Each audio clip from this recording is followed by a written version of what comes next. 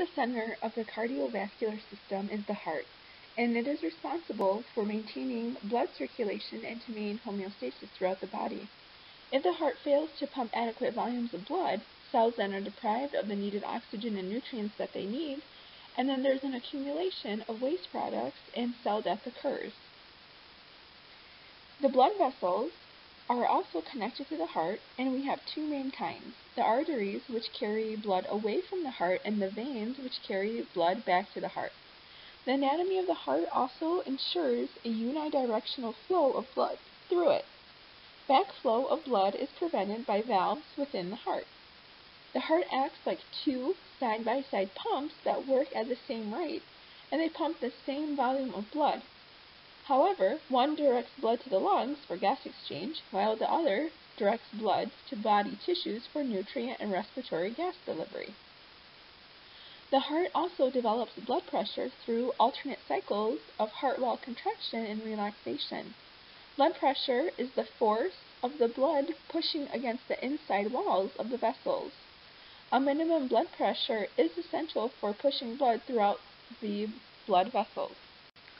There are two main circuits found within the cardiovascular system. The first one is the pulmonary circuit, and this is where we have the right side of the heart with the right atria and the right ventricle, as well as the pulmonary arteries and veins. This circulation conveys blood to the lungs via the pulmonary arteries to decrease carbon dioxide and replenish oxygen levels in the blood before returning it to the heart in the pulmonary veins. Blood returns to the left side of the heart, where then it enters the second system, which is the systemic circuit. The systemic circuit consists of the left side of the heart, including the left atrium and left ventricle, along with the other blood vessels. It carries blood to all the peripheral organs and tissues of the body. Blood that is high in oxygen or oxygenated from the left side of the heart is pumped into the aorta, the largest systemic artery in the body, and then into smaller arteries. Gas is exchanged at the smallest vessels, called the capillaries. Systemic veins then carry blood that is low in oxygen or deoxygenated and high in carbon dioxide and waste products back to the heart.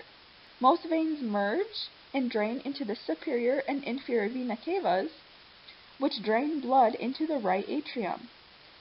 There, the blood enters the pulmonary circulation and the cycle repeats. When looking at the overview of the cardiovascular system, again we have two circuits, the pulmonary circuit and the systemic circuit.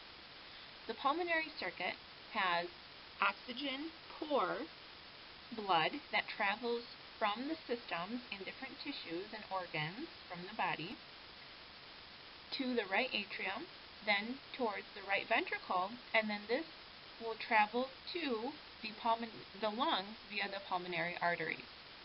Within the lungs, we'll get oxygenation, and there will be an exchange where now the blood will be oxygenated and will travel through the pulmonary veins to the left side of the heart, including the left atrium and the left ventricle, which will then that blood will be pushed through the aorta into the different arteries towards the rest of the body, including different tissues and organs.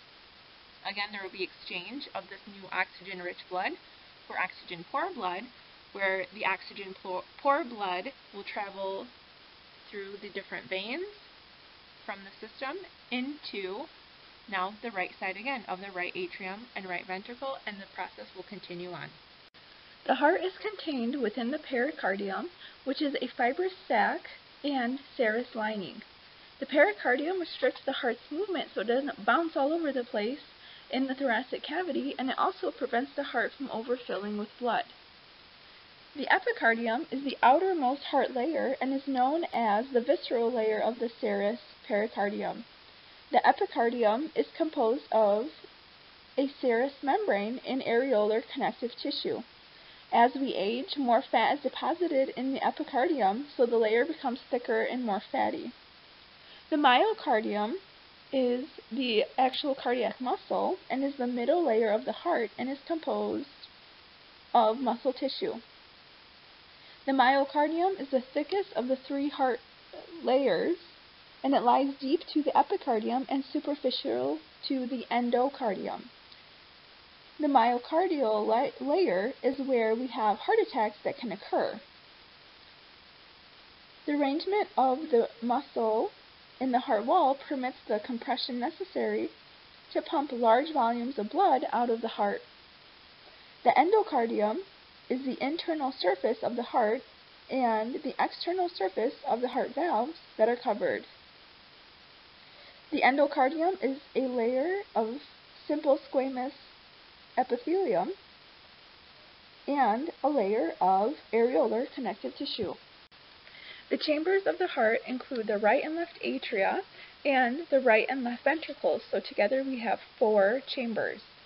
The atria are going to be more superior and the ventricles will be more inferior. What separates the atria from one another is the interatrial septum, and the interventricular septum separates the 2 ventricles from the left and right side. The right atria receives venous blood from the systemic circulation and the heart muscle itself. The 3 major vessels that empty into the right atrium are the superior vena cava, which drains blood from the head, neck, upper limbs, and superior regions of the trunk, the inferior vena cava, which drains blood from the lower limbs and trunk, and the coronary sinus, which drains blood from the heart wall. One special feature within the right atrium is the fossa ovalis, which is going to be a depression that is found in the interatrial septum. And so this was something that had developed during embryonic development, and it was to shunt blood away from the right atria to the left atria during fetal life. The tricuspid valve, which is also known as the right atrioventricular valve, separates the right atrium from the right ventricle.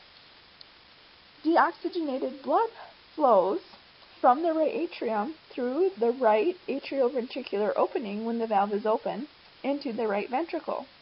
The right atrioventricular valve is forced closed when the right ventricle begins to contract, preventing blood from flowing back into the right atrium. The right ventricle will be inferior to the right atrium, and this receives deoxygenated venous blood from the right atrium.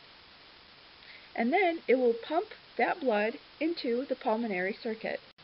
Once the blood travels to the right ventricle, then it will go into the pulmonary trunk, which is going to be the artery that takes the deoxygenated blood into the lungs.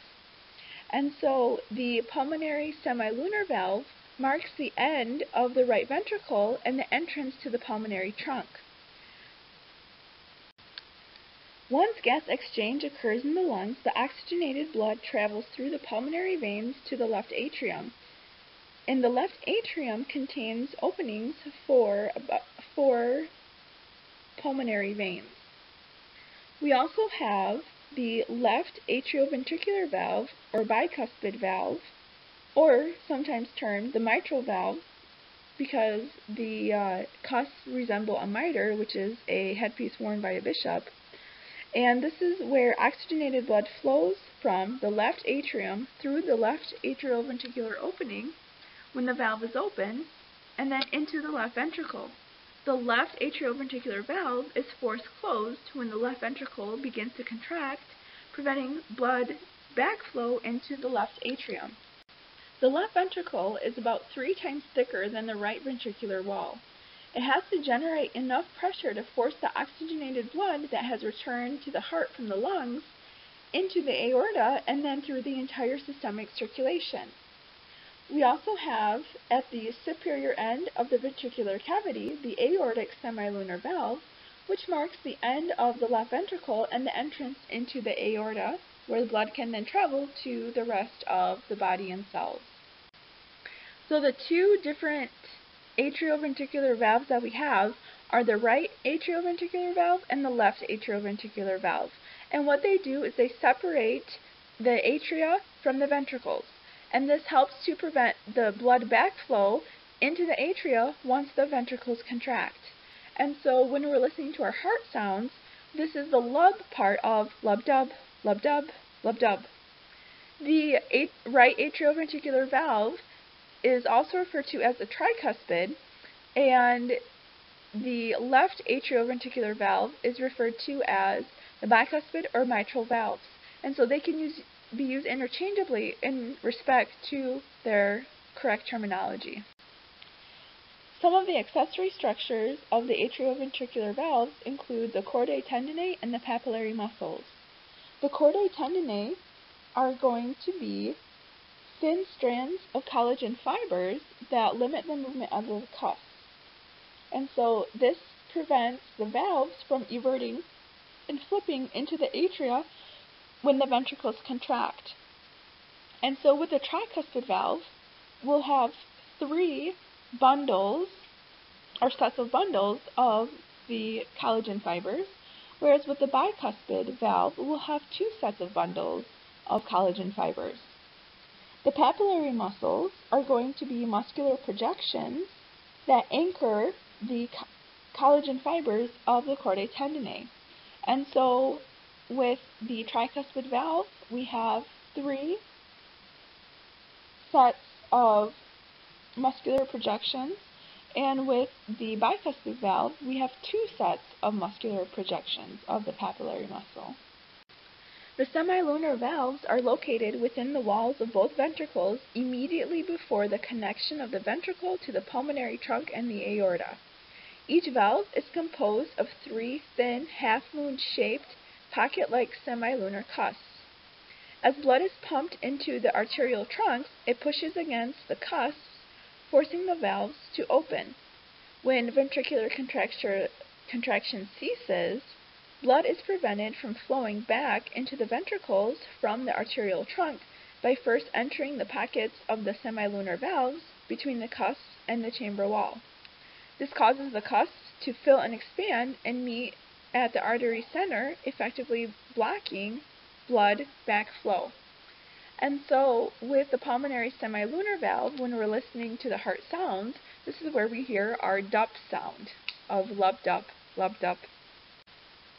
During the cardiac cycle, the atrioventricular valves and the semilunar valves will function in opposing directions, such as if the atrioventricular valves are open, then the semilunar valves are closed, and vice versa, depending on where blood is flowing. In terms of the semilunar valves, when we have ventricular systole or contraction of the ventricles, the semilunar valves are open. The ventricles will contract, and this forces the semilunar valves to open, and blood will enter the pulmonary trunk and the ascending or aorta. Both semilunar valves will be open on the left and right side when this cardiac cycle occurs. When we are in ventricular diastole, or relaxation of the ventricles, the semilunar valves will be closed. And during this relaxation, blood in the ascending aorta and the pulmonary trunk will flow back towards the ventricles and filling the semilunar valve cusps and forcing them to close. In terms of the atrioventricular valves, these will have opposite roles as opposed to the semilunar valves. So, during ventricular systole or contraction, the atrioventricular valves will be closed, and this is due to the ventricular contraction, which pushes blood against the open atrioventricular valves, and this causes them to close. The papillary muscles and the chordae tendineae on the heart will prevent the flaps from opening and everting back into the atria, so essentially preventing backflow into the atria. When we are in ventricular diastole or relaxation, here the atrioventricular valves will now open and the ventricles relax, they will fill with blood passively, and then the atria will begin to contract as the AV valves remain open. For the heart sounds, the lub sound signifies the closing of the AV valves, while the dup sound signifies the closing of the semilunar valves.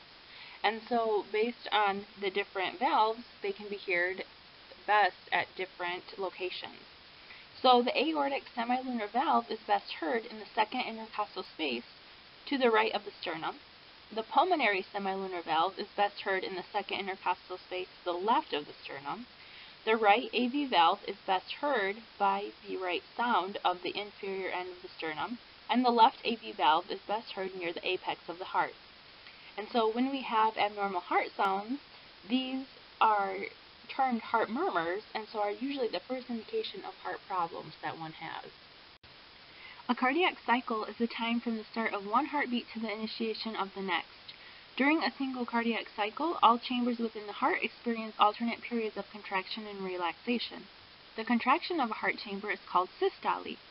During this period, the contraction of the myocardium forces blood either into another chamber, such as from atrium to ventricle, or into a blood vessel, such as from a ventricle into the attached large artery. The relaxation phase of the heart chamber is called diastole. During this period between contraction phases, the myocardium of each chamber relaxes and the chamber fills with blood. And so blood pressure is the difference between the systolic and diastolic pressures, and so normal measurements are between 90 to 119 millimeters of mercury to 60 to 79 millimeters per mercury. During the cardiac cycle, we have the atria, the left and right, will contract together, and then also the ventricles will contract together at the same time. So at the beginning of the cardiac cycle, the left and right atria contract simultaneously. When the atria contract, this is termed atrial systole. Blood is forced into the ventricles through the open AV valves. During this time, the blood is still returning to the atria in the superior vena cava, inferior vena cava, and coronary sinus, and the pulmonary veins. After the atria begin to relax, which is atrial diastole, left and right ventricular contraction occurs, which is then ventricular systole. Only two of the four chambers, either the atria or the ventricles, will contract at the same time. So when the ventricles contract, the atrioventricular openings close as blood rushes against the cusps of the AV valves, and their edges meet to form a seal. The papillary muscles and the chordae tendineae prevent the valve cusps from everting back into the atria. The semilunar valves are forced open, and blood enters the pulmonary trunk and the aorta. When the ventricles are relaxing during the cardiac cycle, which is ventricle diastole, most of the blood flows passively from the relaxing atria to the ventricle through the open AV valves. Thus, for at least half of the cardiac cycle, all four chambers are in diastole together. The heart exhibits autorhythmicity, meaning that the heart itself is responsible for initiating the heartbeat and not external nerves that are responsible for initiating the heart rate. And so there are certain contractile muscle cells of the myocardium that are responsible for conducting the muscle impulses, and this is called the conducting system of the heart.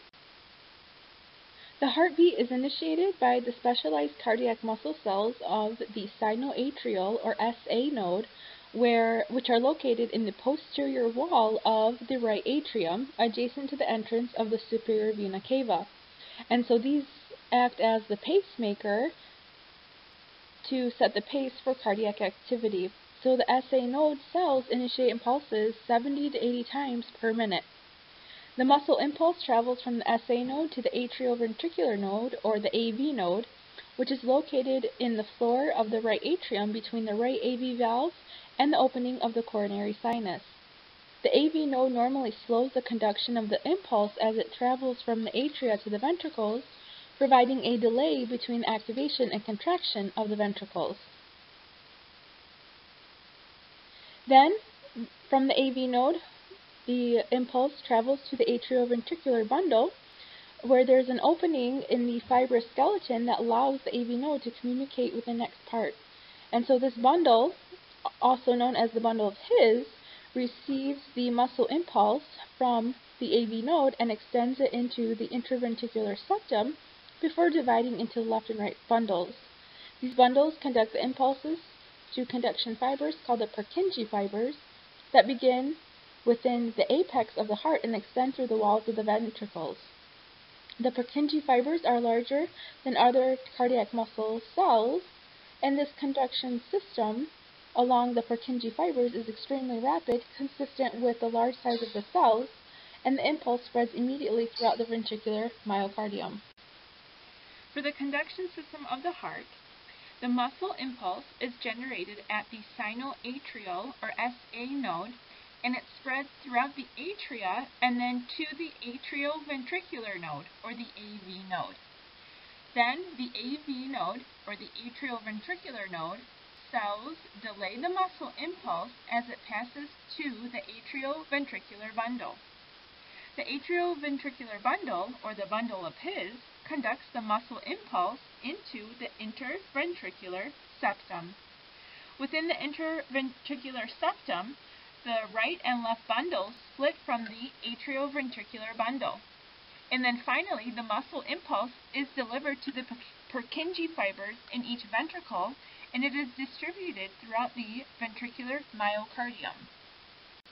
Coronary circulation is specific to the heart, where we have blood flowing, and of oxygenated and deoxygenated blood to the heart. And so the coronary arteries travel within the coronary sulcus of the heart to supply the heart wall with blood. These arteries are the only branches of the ascending aorta. Venous return occurs through one of several cardiac veins, which all drain into the coronary sinus, which is a large vein that lies in the posterior aspect of the coronary sulcus. The coronary sinus drains directly into the right atrium of the heart. Because the ventricular myocardium is compressed during contraction, most coronary flow occurs during ventricular relaxations.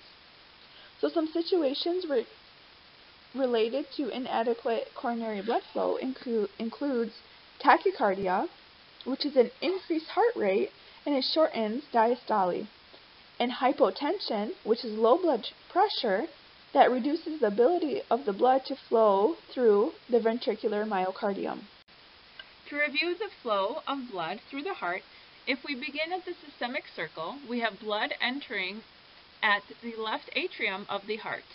The blood of the left atrium will then go through the left atrioventricular valve and then go into the left ventricle.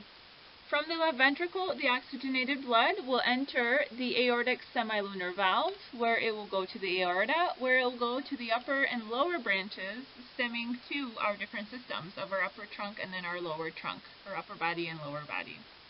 From there, we have the capillaries will exchange the oxygenated blood for deoxygenated blood, and will travel back through the venous system, where we'll have the blood entering the superior and inferior vena cavas into our right atrium. From our right atrium, the blood will flow through our right atrioventricular valve into our right ventricle. This deoxygenated blood from our right ventricle will then travel into the pulmonary semilunar valve, where this blood will then travel to the pulmonary arteries for both the left and right side, and enter our lungs, where now we'll have exchange of the deoxygenated blood in for oxygenated blood, which is the function of our lungs. And then this oxygenated blood then will flow through our pulmonary veins, where they will dump that new oxygenated blood into the left atrium, where the process begins and continues on.